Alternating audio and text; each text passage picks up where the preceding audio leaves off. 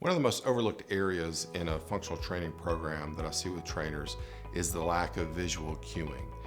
We become very visually dependent with our tasks, especially as we get older, and we rely on that sense more than others as the aging process kind of continues on. And so what happens is people start to really look down all the time. You notice how people look down at their feet when they're walking, they look down when they're climbing stairs, they're constantly looking down. And so we want to try to break that visual dependency. And this is really a critical factor that's very, very easy to forget or to look over when we're trying to cue so many other different things related to form.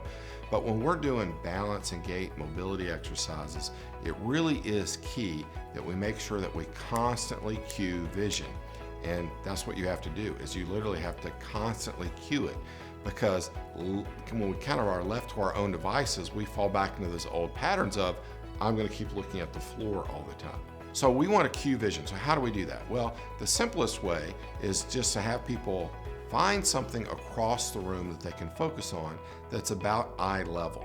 Okay, so whenever they're going to do tasks, like they're going to walk a line, they're going to do a crossover walk, they're going to do some different gait variations, maybe it's straight leg walking, wide walking, narrow walking, whatever it might be, they're going to focus on that object during the course of the gait pattern or the mobility pattern. Okay, so what this is going to make them do is it's going to make them use their peripheral vision instead of their direct vision. Okay, in order to perform that task. So again, we're trying to get them off the visual dependency and using some of the other sensory systems in order to provide that information. Am I walking straight? Am I crooked? Am I doing it properly? And so really cueing that is helpful. Now, you'll find that people have a hard time breaking this, right? They keep wanting to look down. So what do you do with those people? Well, that's very simple.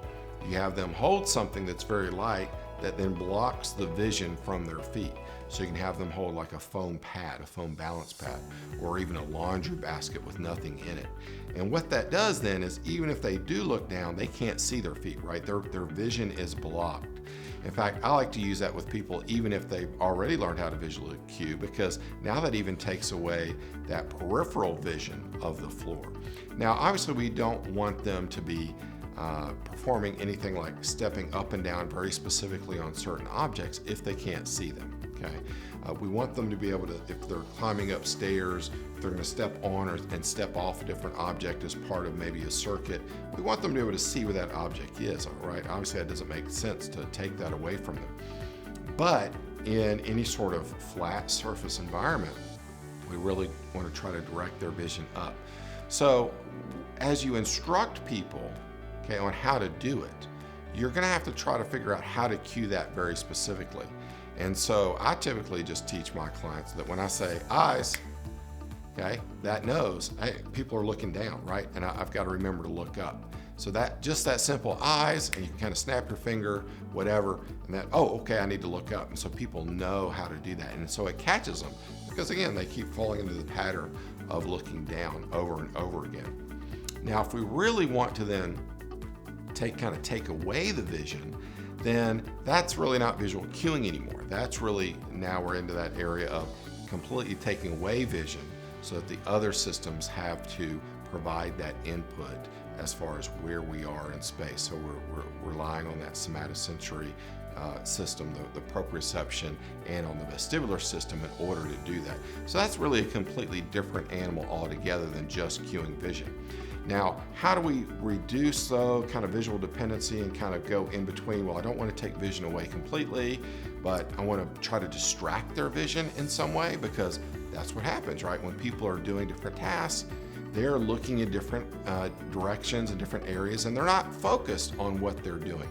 If they have to really focus and look and think about the tasks that they're doing, then they're not going to be able to focus on anything else. So we want to make sure that they're able to, we could call it multitasking, we usually call it dual tasking, in which they're doing two things at once.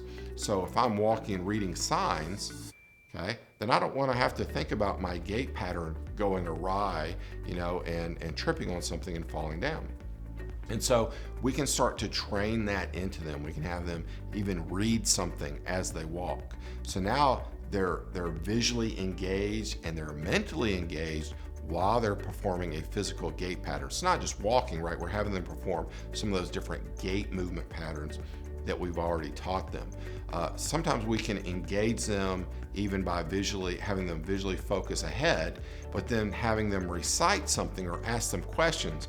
Sometimes some of the research studies have had people perform math calculations in their head.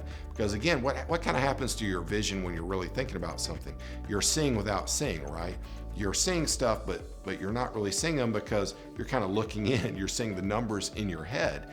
And so kind of the mind's eye is taking over. So that's part of that dual tasking process. So going into visual cueing kind of is that first stage, getting them comfortable with that, reducing that visual dependency, and now we can get into this dual tasking mode, of which now we are engaging them mentally, cognitively with some sort of task while they perform a physical task of some sort. So visual cueing, very important aspect of any sort of gait, balance, and mobility exercises that you're doing. So keep trying to cue that vision over and over again until it becomes very natural for your clients to do.